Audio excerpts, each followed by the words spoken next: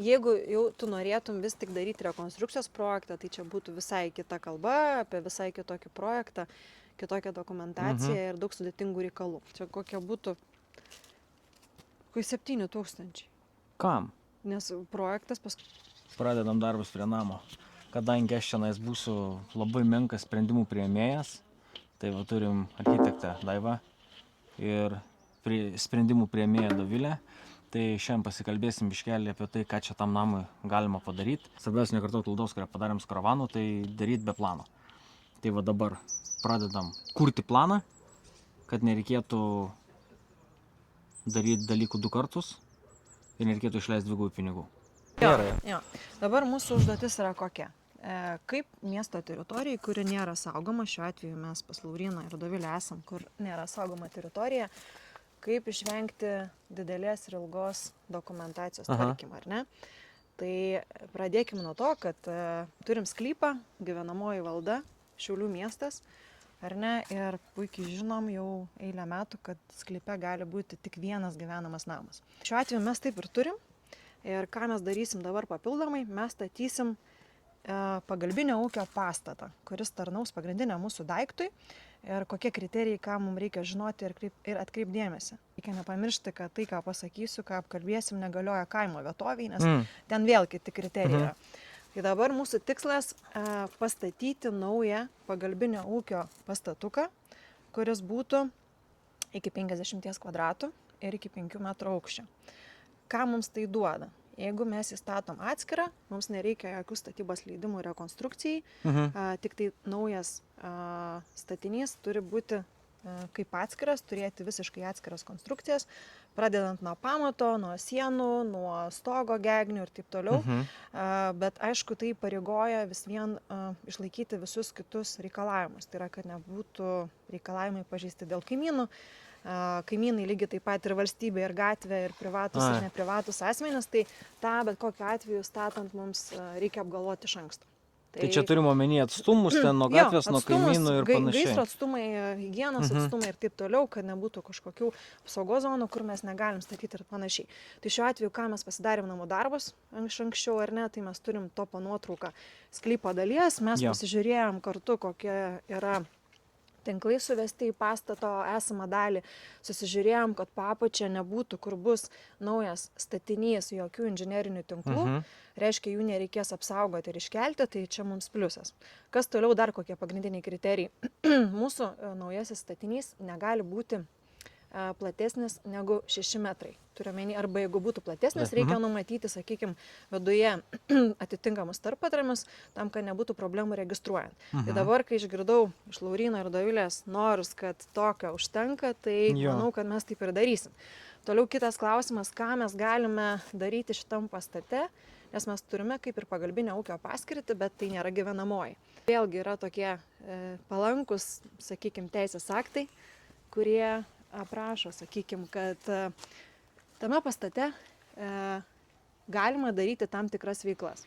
Laurynas puikiai žinome, kuo užsiima, tai manau, kad jam praverstų patalpa, kuris galėtų ir konsultuoti žmonės.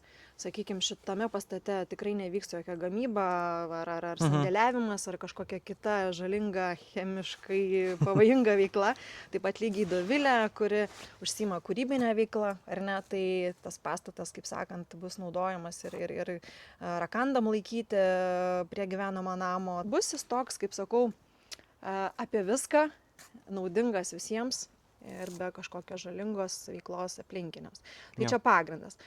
Kas dar labai svarbu, tai dėl gaisrinės saugos, kadangi mes irgi atlikom jau namų darbus, tai turim kaimyną pakankamai arti stovintį, bet kaimynas buvo protingas prieš daug metų, kada darėsi projektą, kurį mes išnagrinėjom ir jis nusimatė į ugnesinę, tai mums pasisekė, nes mūsų pastatas tada gali būti, sakykime, nesisaugoti nuo kaimynų, nes kaimynas jau turi ugnesinę. Todėl mums atrištos rankos galime arba statyti netgi pilnai karkasinę, be jokių papildomų ugnesinių, arba mūrinį, vėlgi kaip patys pageidaujam ir kaip mes tilpsime finansus. O jeigu jau kaimynas būtų tiesiog paprasta siena, tai jau čia mums keblu Būtų blogai, taip.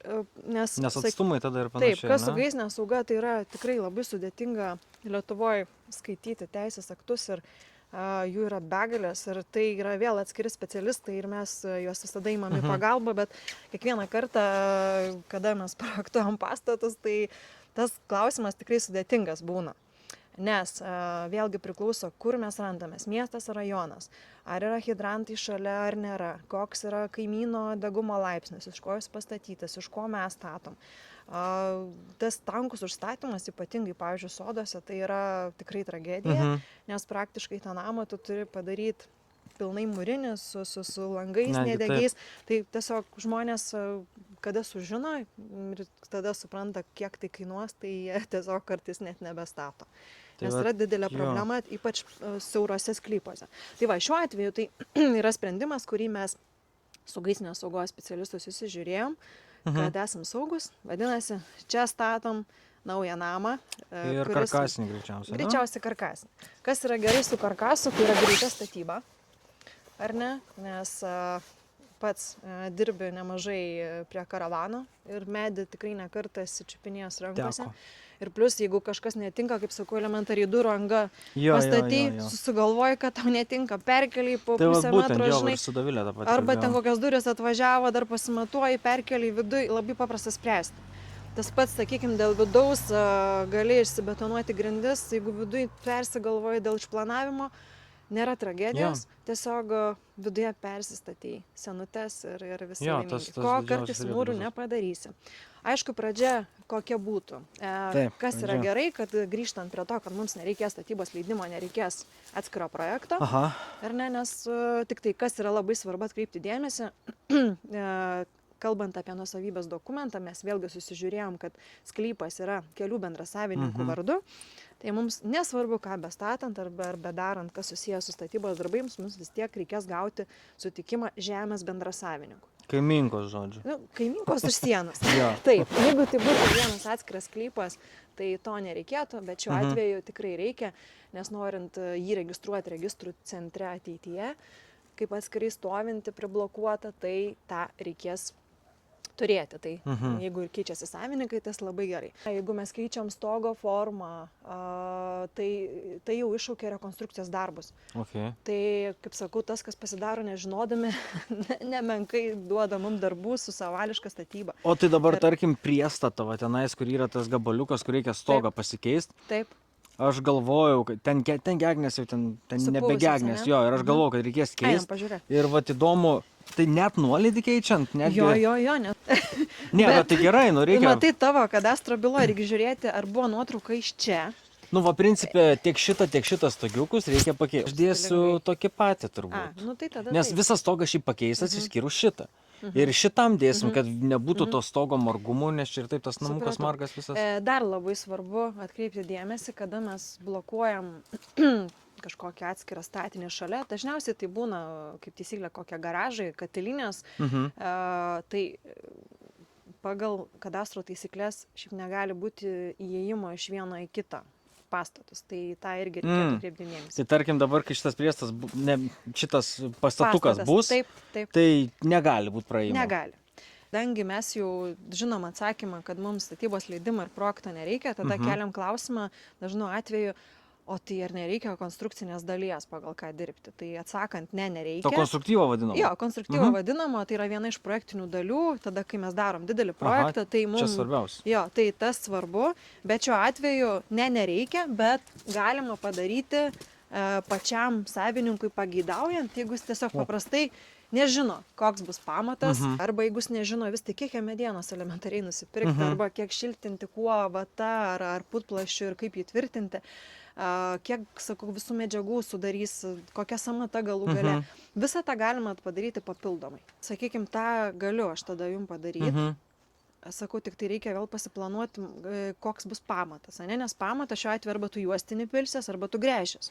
Tai su sipininkais darom taip, kad irgi būna pakelti pastatai, tai yra tie griežtinukai metaliniai pamatukai. Ant metalinių nedaro? Visiškai taip. Ir netgi su A++ jie puikiausiai susitvarko, apsisiuva, jie turi lengvumą, nes sipas irgi pakankamai lengvas. Labai lengvas. Tai va, ir sakau, kai kėlėm klausimą, ar bus gerai su sandarumo energinė klase, čia buvo toks didžiausias klaustukas, bet šiaip kiek ateina statybos užbaigimo pas mus, tikrai nebūna problemų. O aš iš principo galvojau, liet tiesiog pamatą, išsiliet normaliai, nu kaip poliai ir ten tą 60 cm jau išsibetonuot, bet nu vis tiek poliai reikalingi. Ir paskui smėlį pilt ir betoną daryti, kad išsibetonuotas grindis normaliai. Jeigu mes turim silikatinių blokelių arba keramikinių blokelių pastatą, tai vienareikšmiškai mums reikalingas tikrai tvirtas pamatas, rekomenduotina geologijos tyrimai būtiniausiai, ar ne? Bet kada mes turim lengvą konstrukciją, ypač, sakykime, tie nesudėtingieji, kaip mes dabar kalbam, rūkinukai arba gyvenamieji karkaso arba sipiniai namai, tai tikrai galima rasti alternatyvų lengvesniam pamatui. Aišku, dar kas yra patartina, kada mes neturim geologijos ir kaip ir nieko nežinom apie tą gruntą čia. Pasivaikščioti per kaimynus, kurie gyveno ir ką jie darė su pamatais. Konstruktyvą, ne? Tai man reikia iš tavęs tada užduoties patvirtinimo. Pamatų tipas, rostverkas bus, nebus, jeigu nebus ar balkis, nebalkis, ane? Ir tada, aišku, pats konstruktyvas. Jeigu mediena, okei. Tai mediena, jo. Tik tiek reikia dar pagalvoti apie aukštingumą. Mes aukštį turim 5 metrų, čia ne, nu tai nedaugiau, aukštis mūsų, va, tas langas yra jau stogo, viskas, aukštis. Vidaus turiuomenį lubas. Jo. Kaip ir šnekėjom, aš siūlyčiau jų nedaryti, aš turiuomenį perdangos, ar ne? Tai mes tiesiog sudėtumėm stygas, ties skraigo viršum, kiek pagal reikalavimus konstruktorius skaičiuotų ir tada tu turėtum atvertą erdvę. Dabar man klausimas, kadangi čia yra atskiras statinys, tai principė mes ir čia pamatą turim liet, visą kvadratą turim liet pamatą ir lygiai 4 sienas turim taip pat liet ir jos net negali būti prisuktos. Iš principo. Tai vat įdomu, kaip... Įstatymas skamba priblokuotas atskiras statinys. Tai šalia pastatytas statinys, bet nesujungtas tarpusavį. Jo, iš principė taip. Nu tai viskas aišku. Aš tau pasakysiu taip, kad tai va, kas yra sublokuoti pastatai, ne? Įstatymiškai. Per vieną ar kelias išorinės sienas, besiliečiantis 2 ar daugiau pastatų, turinčių visus konstrukcinius elementus, pamatas, sienas, perdangas, stogą, būtinus kiekvienam iš jų savarankiškai funkcionuoti ir atskirus inžinerinių sistemų įvadus, atskiras pastato vidaus inžinerinės sistemas, kiekvienas sublokuotas pastatas privalo turėti jam naudoti skirtą žemės sklypą ar sklypo dalį. Nu, tai vat, pamatas irgi paminėtas, ne? Įstatymiškai. Tai dabar, tarkim, turi būti atskiras ėjimas. Tai mes čia, Dovilė, nu, iš principo gerai, mes turim... Kiek mes turim čia šitą sieną? 10 metrų, sakiau, ne? Šiaip būtų gerai gal netgi dvitėjinės sijas, nenaudot mum. Dar palengvintus. Dar, aišku, galėtum santvaras, kažkiek pigiau, bet kadangi noris to efekto aukštesnių lubų, aš labai nesiūlau tos santvaros, nes tada bus labai tankiai ir geriau tada paprastas nu čia tiek to pastato. Jo, čia lubos aukštos. Jo, šitam name tai aukštos lubos labai. Dabar apie tą konstruktyvą dar truputį pakalbėkim. Kada tu nori jau... Man, kad tu užduoti jau iki galo, žinai. Kiek pinigų? Nu, konstruktyvas apie štuką tai tikrai. Apie štuką? Jo. Gerai. Tai gerai, tai konstruktyva. Jeigu mes iš principo einam čia tokiu labai paprastu keliu. Aš nežinau, tiesą sakant, ar tikrai tau reikia, bet jeigu tu... Tai gal ne konstruktyvą reikia, o gal mums tiesiog reikia kad kažkokį tai brėžinį padaryti. Bet tau neužteks to išpildomai. Balkių išdėstymas jau matai yra konstruktyviniai reikalai. Ir tada jau... Ne, tai man balkių išdėstymas, nu tai žingsnį žinau. Aš realiai žinau sijų išdėstymą, aš žinau žingsnį, koks eina žingsnį karkaso darai pagal vatą. Visiškai taip. Gegnės darai pagal vatą. Man tik tais reikia galbūt susidėlioti aišku projektą, kaip tas namukas atrodė. Visiškai taip.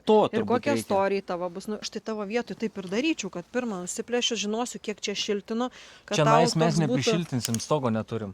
Planas mano yra šitą dalį, visą esamą fasadą, kur nebus nieko pristatoma, 5 cm vata ir ventiliuojamas fasadas. Viskas, nieko čia neprigalvosi. Va, mes stogo, tai turim 2 lentas 20 cm. Ai, nu tai tada čia nėra ką sugalvoti. Bet kad būtų vientisuma, žinai, jeigu mes jungiam kažkokį, nu tiesiog, kad va, ta pati linija būtų Ne, tai gražiausia. vienareikšmiškai. Labai mažai reikalavimų turim. Mažai, mes pagrindą viską susižiūrėjom. Tai yra inžineriniai tinklai, kad mes įvadų nepažeidžiam, ar ne? Mes neturim pabūsimo pastatukų jokių tinklų, kuriuos užstatytumėm. Aš pamiršau jau, kur vanduo eina. Vanduo, aš tau atsiųsiu Elektra brėžinį. ten, jo, gerai. Atsiųsiu, ten matysi.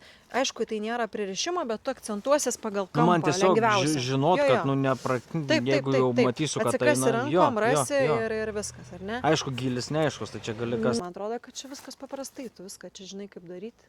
Nieko aš nežinau. Tai žinau, kaip turėtų atrodyti. Kaip tai va ir Tai atrodys. va man reikia, kad jūs susitartumėt abi, kaip turi atrodyti, o aš jau kai turi atrodyti, tada galėsiu daryti, nes čia tas vizijas, tai va sakau, su karavanu didžiausia bėda darbų. Ta išorė, kad, ta prasme, su tais langais, aš matau, kaip turėtų, bet jau suprantu, kad Ne, tai ir tada viskas, iš tikrųjų, man ten iki medžiagos, tai aš ant lapo atsisėdęs Nes galiu tu pats žinai, kas susibražyti. kiek tą reikia dėliot. Taip. Tai man reikia ne Nes matai, konstruktyvo, aš man tą reikia konstruktyvą realiai pati, žinai, brėžinio tiesiog, ką mes darom. konstruktorių į vietą, žinai, Taip, jis, taip. faktas pinigai, žinai, kokiais Kiek būdais. vienas konstruktyvas, tarkim, trunka padaryti savaitę? Realiai, jeigu konstruktorius gabus ir su patirtim, tai manyčiau, kad pilną konstruktyvą jam reikia 1,5 savaitės, 2 mažiausiai. Okay. Nes dar priklauso vėlgi nuo medžiagiškumo, ar ne? Jeigu plokštuminiai pamatai, sakykime, daugiau darbo prie konstruktyvo.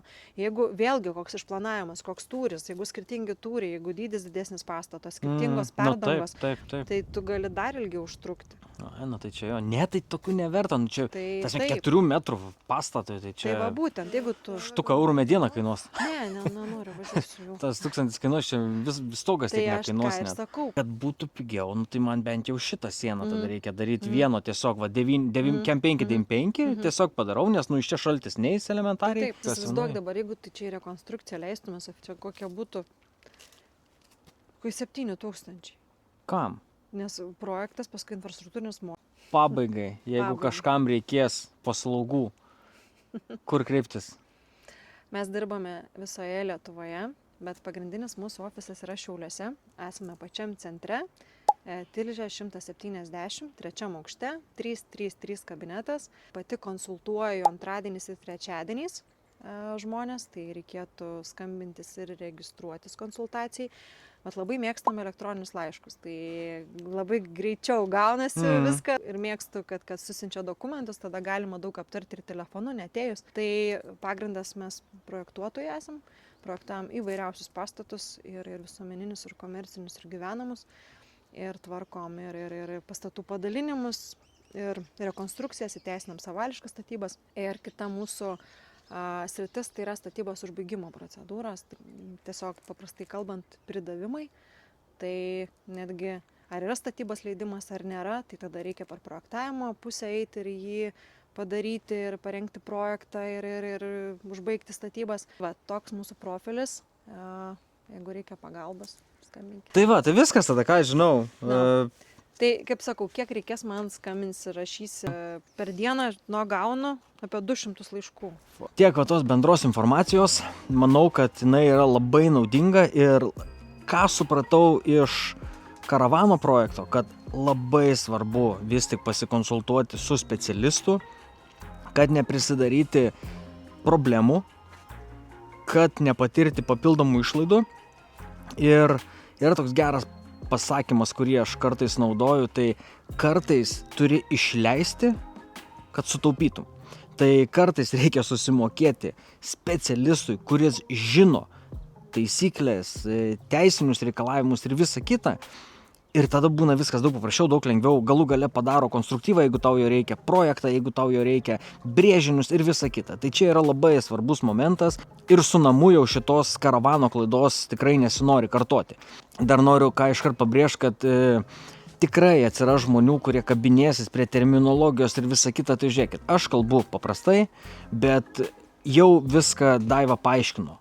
Teisiškai tai yra atskiras ūkinės paskirties pastatas, aš jį vadinsiu tiesiog priestatu arba pastatėliu, nes man taip yra paprasčiau. Tai tarsi, jeigu aš kažkada pasakysiu, kad renovuojam namą, tai nesupraskit to tiesiogiai, nes namo renovacija reikalingi ten projektai, visa kita išlaidos. Ne, čia nėra renovacija.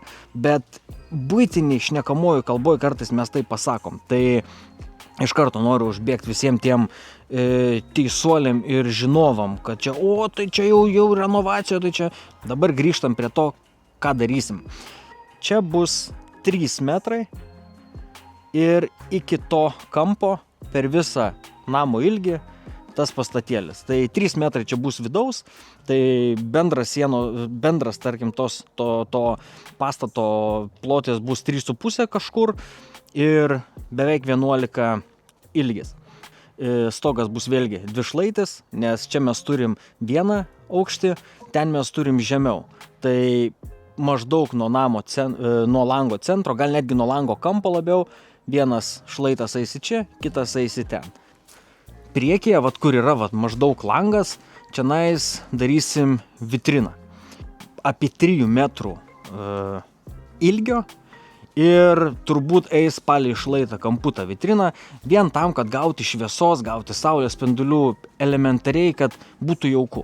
Įėjimas pas mus dabar į namą yra tenais, bet mes jį pasikeisim, kadangi mes čia turim langą ir čia norim darytis įėjimą, tai čia labai patogu bus tiesiog lango nišoj, apačią išsigriaunam ir čia pliumpinam duris.